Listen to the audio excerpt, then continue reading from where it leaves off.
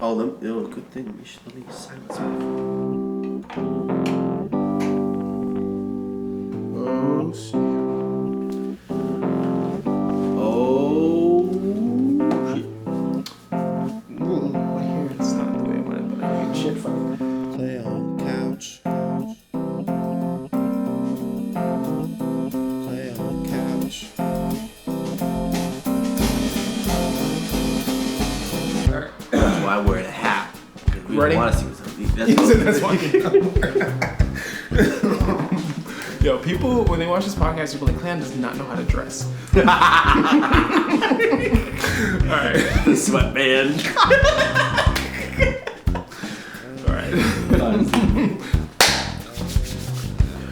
Welcome, people. Welcome to the show. Welcome to a new episode of Clayon Couch with Jacob. My name is Clayon. That is Jacob. Brand new episode. Rah! Coming at your face. In your eyeballs, you know what I mean? In your whole grill.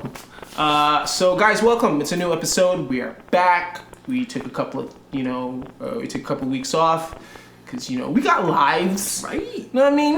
We got shit, We trying to live, bro. Know what I mean? We trying to breathe out here in these We streets. trying to breathe. I mean, inhale, exhale, and all that. Get that CO2 out of here. Nah, I mean. Oh. I'm just, that's the catchphrase for this episode. Nah, I mean, this entire show.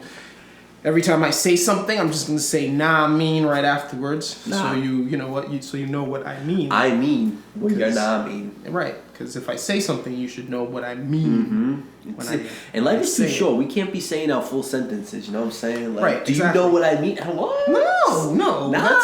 By the end of that sentence, I'm already bored. I'm on to something else. You're like, do you know what I mean? Oh. It's too quick nowadays. Yeah, we need. Nah, I mean.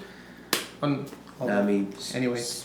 So, guys, man, how's your week? I never ask you guys that. I feel like we are selfish. That's true. I'm always like, Jacob, how's your week? Like, I'm so important. Exactly. and then I just start to splatter about my week. But we never ask you about you guys. How are you doing? How is the whole pandemic thing treating you guys? How are the kids? Good. Well, I'm glad that you got. Oh, you want to hear more? No, I was touched by what they said. I was like, it hit me kind of right in there. Well, I hear it all the time, so it didn't affect me as much. I see. I can see how it affected you because that was the first time you heard it. That's very true. So I haven't been exposed to it as much. Exactly. So. I've been spending my weeks, because Netflix has a bunch of old UPN shows. UPN? What's a UPN? Oh, I aged Clayon like 10 years. Wait, did you just say UPN? What's a UPN? UPN? What's a UPN? So I might know what it is. I don't know. Maybe I just don't. If you ask what a UPN, you don't know what UPN is. What's a UPN, Clayon? I'm dying to know now. It was a TV channel. So before, I think it's called CW now. Okay. So before it was CW, it was UPN. Okay. And they used to, in the 90s and early 2000s, that's where you would find a lot of the black shows. Oh, okay. So a lot of the shows with black main characters would be on UPN. Gotcha. But I don't know if they sold the channel. I don't know what happened in the history of the channel, but the name got changed. And once it switched to like CW, they kind of erased all the black people off that channel. Oh goodness! And, it's the same channel that that has all the like Marvel shows now. Oh, I see. Wasn't there another show that also highlighted black content? Wasn't it I don't know if this is like as serious as that. Wasn't BET? Yeah, it's still around. Like it's still around. Is it like that? No, channel? Because it's it wasn't like focused mainly on the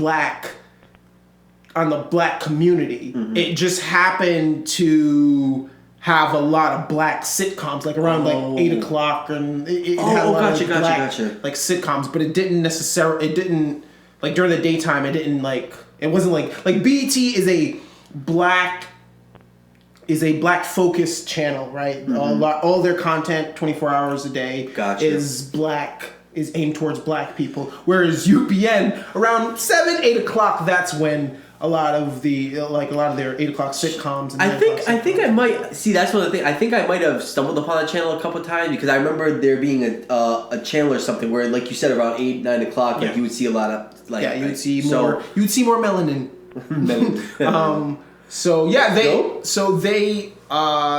I guess a lot of their shows right now is on Netflix. I've been watching a lot of it. I first started with Moesha. Moesha, okay. Which, do you know who Brandy is? No. So Brandy was an R&B singer in the 90s. Okay. She beautiful woman. And she had her own sitcom. And it focused on teen issues of the 90s. So they talked a lot about sex. Well, the one thing I felt like the entire series was focused on Moesha's vagina. Oh, goodness. Because it was like protecting her vagina. It was making sure that she didn't have sex before like marriage. Like a lot of the episode, it was like those 90s episodes those 90s where shakes on and stuff, you know. When they talked about like marijuana, it was just like a big issue, and it was this life ruining thing, right? Like it's Bobby smoked a joint. And he had to go to therapy. I see. So one of the son ended up smoking weed, and he had to go to therapy for that because he was smoking weed. He was into that heavy stuff. Ooh. The era of the dare schools and all that stuff like that. Right. So yeah, I've been watching a lot of that, and I've noticed a bunch of really weird stuff. First of all, why do all the I watched Moesha, and I ended up watching the Parkers. And so from watching Moesha and the Parkers, I noticed that for some reason in the late 90s, if you were a black main male character, you had to be a rapper. Damn. In Moesha, Frederick Starr, who was Q, played the character of Q, was a rapper. The guy that she ended up with, Hakeem, who is the main black character, male black character through the whole series, rapped. Oh. Everyone's a rapper. It was, and then even in the Parkers, the main black character in that one rapped. Oh my goodness. And I think it was made by the same company because the Parkers was a spin-off from Moesha. Oh. Now with the rapping, how would they rap? Like, was it like... Oh, it was awful. It was some terrible... Like, at some points, especially in Moesha, some of the earlier episodes, the beat just did not go with the rap. Oh, yeah? I was like, yo, dude, the beat doesn't even go with what they're saying. And sometimes they would do this generic stuff where they're rapping and you can't even understand one fucking word. Yo, let me down with there. Everybody don't care. Say, yo, I don't care. The show would treat it like it was gold. Like, oh my God, bitch. Woo! Like, they would treat it like it was gold, but it was awful. Like, the beats were awful. The lyrics were bad. It was just not good. So I didn't even understand why they focused on that. Like, I guess in the 90s they assumed that all minority males wanted to be rappers. Man. So to relate, they had to put a black male that wanted to be a rapper.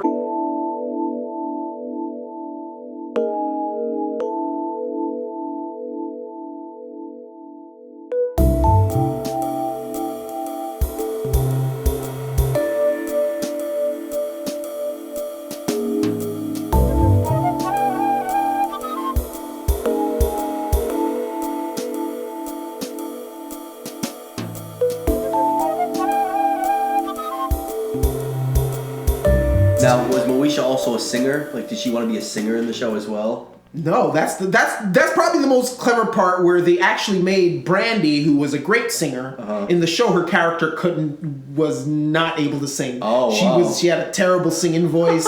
She wanted to join the group, but they didn't want her because she couldn't sing. So that was actually pretty cool. I thought that was kind of clever.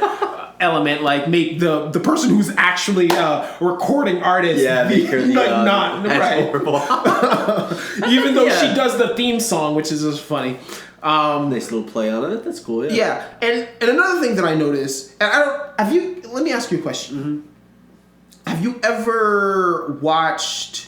Have you ever watched like a spin-off from a show? Like you ever watched like a show and then they had a spin-off and then you watch the spin-off? I mean, the only time I think I've actually done that is it's not like it's most very recent, kind of like with the Full House and the Fuller House, like something like that. Like not, but in terms of like other sitcoms, I never really saw. I always focus on the main show. Did you think the Fuller House was better than Full House? I mean, it's kind of like I didn't really stay onto it too long. It did have some.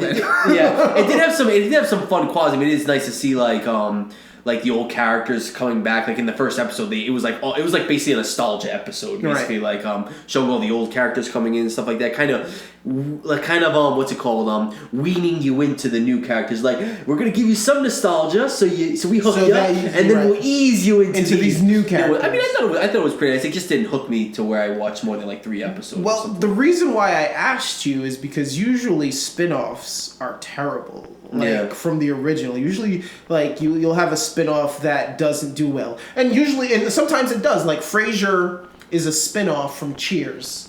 Okay. So the character Niles Crane or whatever the heck the character that Kelsey Grammer played got his own show, which was Frasier. Oh, okay. But it's supposedly the same character from Cheers, but now he has his own show. Oh, gotcha. And that was successful. That did a bunch of seasons. But usually, like, for instance, Friends. I don't know if you've ever seen Friends. Yeah, show of the 90s. It had a spin-off, which was, I think, Joey, one of the characters from Friends, had like a spin-off. And that didn't work out. Oh, okay. So usually spin-offs don't work out. For me, I felt that the spin-off of Moesha, which is the Parkers, so one of the characters from Moesha, her friend, Kim, got a spin-off with her mom. So the show is based on the relationship between Kim and her mom, who in the beginning were established to be like very similar in their traits and whatever. Yeah. Now that you mention it like that too, like I've seen other ones too. That have done like for Family Guy did the Cleveland show, right. So you're right. Yeah, they do that a lot, and you're right. Sometimes it doesn't. For me, the Parkers is better than Moesha. It's actually so in this case the spin-off is better than the original. I think the spin-off is way funnier than the original. Just the characters, especially because one of the main characters, which is Kim, who is from Moesha, she's the one that got the spin-off. Like she made Moesha funny. Any of the laughs that you ever really laughed at Moesha came from her because of her timing. She's just comedically just spot on. Yeah, it's fantastic. So she deserved her own spin-off. Now the spin-off focuses on this weird dynamic. Okay. So basically the concept of the Parkers is that Kim's character is going into college. Okay. So she gets a spin-off by the time when the characters are going into college, because the Moesha starts with the characters in high school. Okay. So it goes on for a couple of episodes. So then by the time they get to college, Kim gets a spin-off. And so the spin-off has to do with her and her mom going to college. So her mom is older, but she didn't, because of having Kim at a young age, she didn't do her entire school. Right, she didn't go through school. So now, that's a nice premise. So the premise is the mom and daughter in college together. I can see that. That's what it starts out as. But as the seasons go on, the series starts to circle around the relationship between the mom, Nikki Parker, and the professor, which is one of the professors that teach at the college. Yeah. Really, really early, the mom gets infatuated with the professor, and the entire series is her basically trying to get this guy to love her. Oh wow, that took a turn. I didn't know that happening. That's what the series is literally her for 5 seasons chasing this this guy that doesn't want her. That seems out of place. The character is pretty awful. I don't understand why she chases him for the entire series. But she's kind of awful too.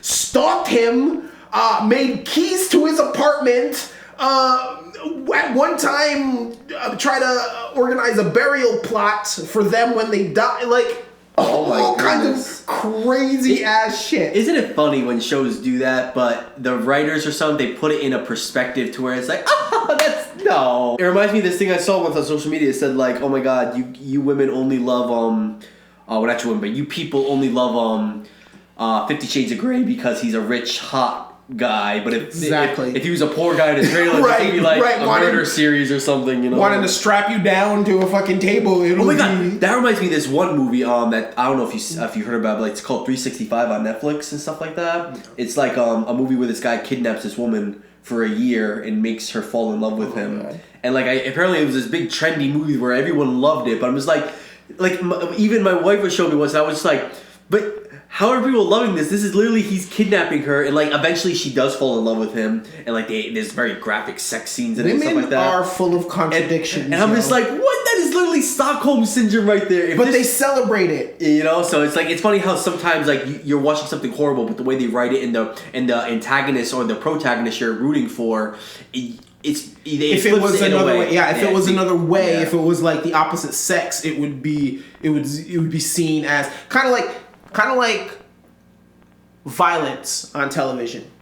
If it's a woman that roughs up a dude, it's funny. Yeah. But you'll never see it in the modern day era, you'll never see it in the reverse, where it's funny that a dude is hitting a woman or whatever. Which I understand, but I just find it fascinating with some of the things that gets reversed, just depending on who's doing the act. It's all like, life is so based on your perspective of things. Like, even when you were saying that, like, I remember they did a social experiment once in a park where they had two actors, a male and a female, and they had another set of actors, male and female. So one set would go and the woman would be hitting the guy, like abusing him and stuff like that, and just see people's reaction. A lot of people were laughing at it. People were like, oh god, what did you do? Like, and stuff. And then it was like, and no one ever intervened for the guy, and it was like, it wasn't just like, he's silly, like, it was legit, like her abusing him and stuff. And then the roles reversed where the guy was doing it, like every single person like was grabbing the guy, like getting the woman protected and stuff like that. So it's all perspective, you know. It's crazy sometimes. Right. I think it's the bias that we go into situations with, right? We already go into the bias knowing that the man is more powerful, and that, you know, men do those acts. Yeah. Like, there's the biases. So we don't, when we see it in the reverse, we don't automatically think that person's in danger. A woman hitting a male is never a dangerous situation. Yeah. But it can be, and sometimes it is. Even like other things too, like you'll see, like I see it a lot on like Disney Channel shows or like Disney Channel movies and stuff, where it's like, let's say it's this new little country girl that moves into town and stuff like that. Like, she likes this boy who's super popular, and the boy will have a girlfriend, but they'll make the girlfriend, like, it's not like they'll make her a horrible person, but they'll make her a little snobby, like, and stuff. But so they justify him cheating on her to get with the nice little girl. I'm like, that's still cheating, even if it's a little obnoxious, like, you know. Exactly. Even if it's right, you're absolutely right. Yeah. Even if it's a nicer person, that's still cheating. Yeah. End your relationship before you go and make out with the other girl. Exactly. It's super weird. So yeah, that's the premise of the show is basically her stalking him for five seasons, and him trying to tell her in all different kinds of way that he doesn't want her. That's crazy. And she just doesn't hear it. It doesn't register. Yeah. And it continues. Also, something that I noticed in the late 90s, early 2000s, we were terrible at talking about when we introduced gay characters. They were always the butt of the joke. They were always responded to with disgust. In both these shows, every time a gay character showed up or they realized that a character was gay, it was always like, or I don't want that. Like, it was always in a negative way. It was never in any positive way. And even when a gay character, which is played by Kel Mitchell from all that. I don't know if you... All my 90s people know what I'm talking about. Not so much this guy over here. He played one of the only, like, reoccurring gay characters that I saw. And but he played the extra flamboyant, with a catchphrase, "Oh, that's fabulous," type of gay character that wasn't an upstanding human, was a sort of conniving miscreant.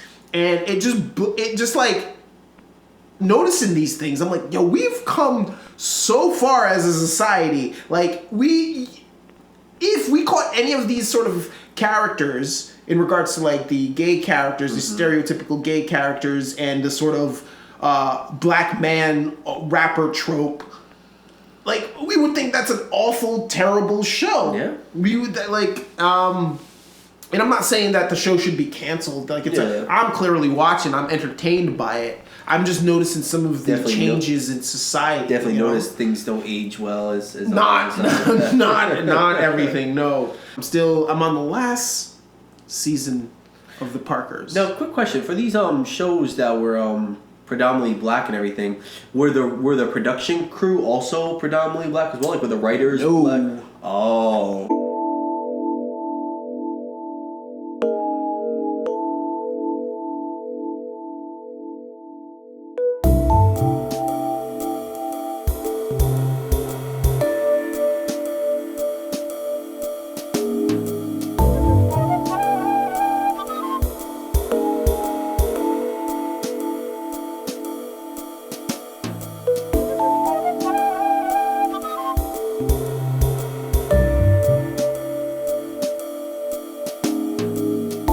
You know what show I used to like when I was a kid? It was older. I don't know if I think it was older than the 90s. Was Good Times. You ever hear about Good Times? I've heard about it. I've never watched a complete episode of Good Times. Yeah, that was a show I used to like. We got it.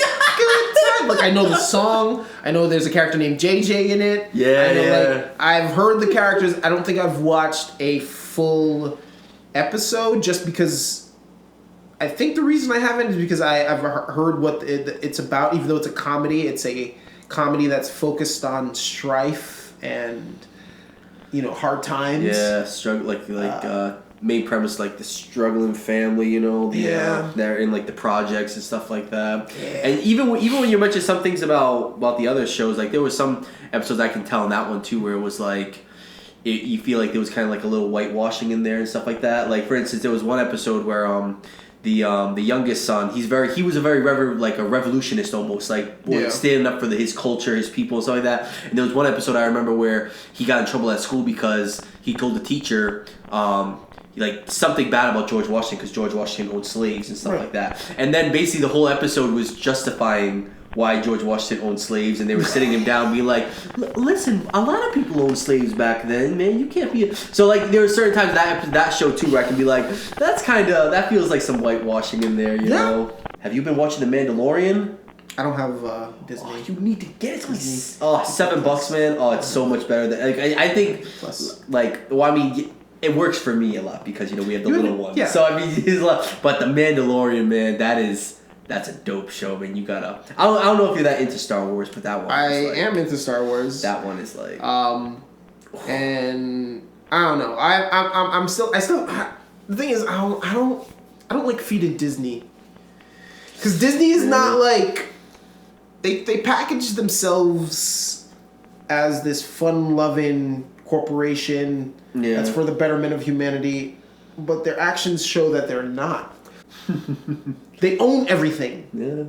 Monopolize. Like, if I accidentally give you my money, fine. But if I don't want to purposely if I drop $10 in the road and Mickey Mouse comes up and grabs it, then fine. Cool. It's yours, man. But I knowingly because the way they treat their employees at their parks is awful. The way they yeah. I don't want to go deep into this Disney thing, but I'm not a big fan. I'm a big fan of Disney movies. Like, I love Pixar, but of the company itself, I think I don't like when a company puts off an image that I feel is fake and not true to who they are. Mm-hmm. Just like I don't like when people put on an image. Exactly. And they're not true to who they are. I'm very anti consistency. That shit. Yeah, I want consistency, mofo. Nah, me. Well, I definitely kind of wish that Star Wars wasn't owned by Disney. You know, especially they did George Lucas pretty dirty. I think when they acquired the Star Wars licenses and stuff like that. Well, first I think they bought it for a couple $2 billion, and first George Lucas donated all that to charity. I heard, so he didn't take a profit. But in today's world, when you're dealing with corporations, legality and stuff like that, you're usually always filling out contracts and stuff like that. You have to fill out a contract, you have to sign everything. But there should be a place in business, well, not so business, but there should be a place in relationships to where your word should be should mean something. And apparently the head of Disney had spoken with George Lucas, and like George Lucas was like, hey, I know you guys are gonna be, I have some ideas for a new trilogy, which are gonna be the sequel trilogies, like The Force Awakens, The Last Jedi, Rise of Skywalker, those movies. So George Lucas had not a complete script or anything, but he had ideas and he had a way that he envisioned the movies going. And without signing any contracts, Disney had said, the Disney CEO or whatever had said, we're going to honor those things. You know what I'm saying? We're going to make sure that your vision is taken into account. And it was a handshake. It was like one of those old-fashioned type of, you know what? You have our word, man. And they just completely threw him under the bus. They took his ideas, threw him in the trash and stuff like that. And then you have the sequels, which I am not a fan of, but you have what you have now. And it was just basically like George Lucas had come out and said that he felt very betrayed and he felt like stabbed in the back and stuff. Fortunately, George Lucas should have done a better job though at scouting. Like, this is your life's work that you've put your all into. You decide that you're going to sell it. You can't fucking do a handshake deal. Like, what? I feel like they somewhat must have had a relationship together, like something Still, like... though. I don't know, because I mean... That's your life's work. It's not just like, I would understand if you came up with this new idea that you were shopping around or something, you're a little bit more loosey-goosey and you had this trustworthy relationship. But this is like what you're known for. This is your... I agree with you on that. I don't think he should have sold it at all. I think when it was under George Lucas, I feel like, not even just the movies, but I feel like all the content in general was a lot better. Well, Disney wasn't responsible. Was Disney responsible for Phantom Menace and all that? No, that was George Lucas. I mean, don't get me wrong. He has some awkward writing. He Jar Jar Binks us. I'm just saying. So well, you gotta think though. You gotta think like, and I may be biased because the first Star Wars movies I grew up with were the prequels. So I was the target audience, I think, of what they were going for. But at the same time, when I think of Star Wars in general, yes, it's a huge thing. It's basically everywhere in pop culture now. But when Star Wars first started, it was supposed to be a kids movie. Like when the original Star Wars: A New Hope, like it was supposed to be for kids. Like that's what literally it was targeted for. And obviously, like people even older than kids grew onto it and became like something that everyone, like they didn't even think it was going to be that popular when it came out. Like they weren't expecting no sequels, nothing. Like when it came out, it was literally just Star Wars. It wasn't Star Wars: A New Hope because they had no plans for sequels or anything. And then when it blew up and became this huge thing, everyone almost felt ownership of it. Everyone kind of owned it a little bit. Like even adults were like, "No, this is my thing." So then when the prequels came out, and all those kids were older now. They were like, "Oh, what the hell? This is some kiddie thing. What the hell?" Like Jar Jar Binks and stuff like that. But it's like at the same time, it's like you were kids when you first fell in love. So with do you it. think that Star Wars fans hate Phantom Menace and the 90s Star Wars? Do you think they hate the 90s Star Wars because it was childish? Well, from what I hear, a lot of the critiques were like, for instance, Jar Jar Binks. People hated him. Like people didn't like the Anakin Skywalker character as a kid. Like the pod racing, they didn't like the pod racing and stuff like that. So it's like, I'm telling you, these are the dudes who feel like they own Star Wars. They feel like they take a piece of it. So that's why whenever something happens that they don't like, it becomes like a disaster. Fanatics annoy me because when you live in nostalgia, you can't appreciate the awesome new stuff that's in front of you. Yeah. As much as I hear people hate on them, I loved those movies when they came out. Those movies got me to go back. At one point, I owned the first 3 Star Wars on fucking VHS. It got me, and it was in this golden box, and it was like Star Wars trilogy. I don't even know where that fucking thing is. I wish I still had that goddamn thing. Yeah. But it was the remastered version. It was basically the remastered version of the trilogy.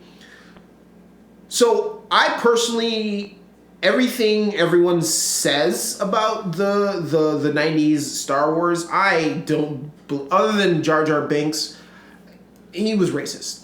But okay, I do see your point with that, because there has been a lot of things about that as well, like where he puts these alien characters into stereotypical roles, even in the 70 ones as well. Like you can tell like certain characters, like I don't know their exact species names, but you can tell like when they're on screen, like they're portraying a certain culture. So I do agree with you on that part.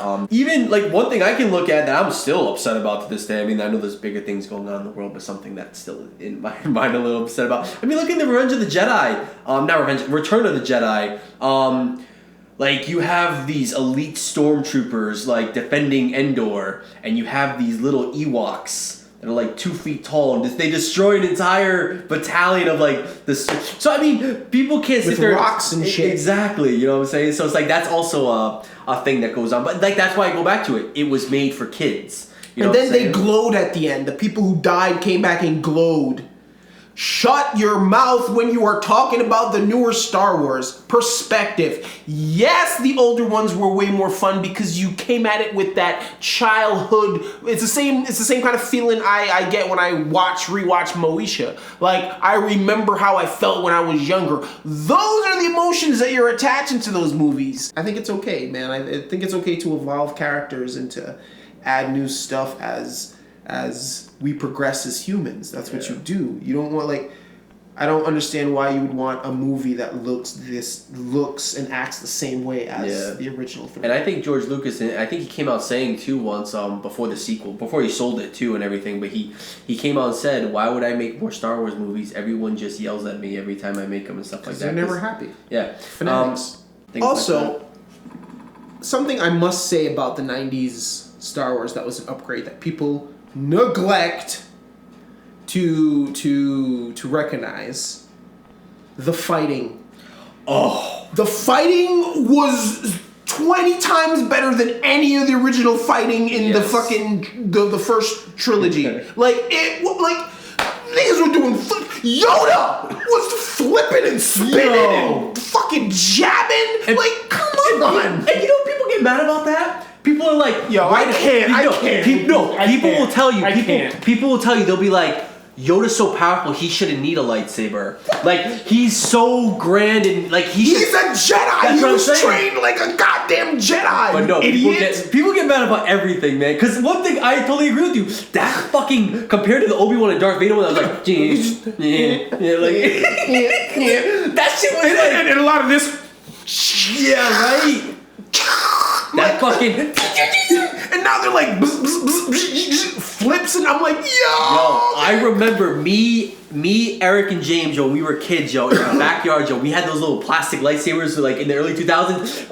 All we fucking did was fucking play Clayon Couch. All right, guys, and with that, we're gonna end this episode of Clayon Couch with Jacob. Jacob, you're looking like a fucking motorcycle gangster right now. We appreciate you guys tuning in. Come back next week where we will hopefully have a brand new episode for you guys. Check out the other stuff that we have on the channel. Anyways, that's pretty much it, guys. Come back. See you next week. Like, subscribe. I don't even want to say that anymore. You know, this is YouTube. Do the YouTube for over thing. A decade. You watch videos here. You hear everybody tell you to do that. So do the stuff that people said on the other videos. Because sometimes whether you say it or not, they will do it. You know, it's not like they said he said to do it, so I'm gonna go do it. All right, guys. We'll see you next time. Peace.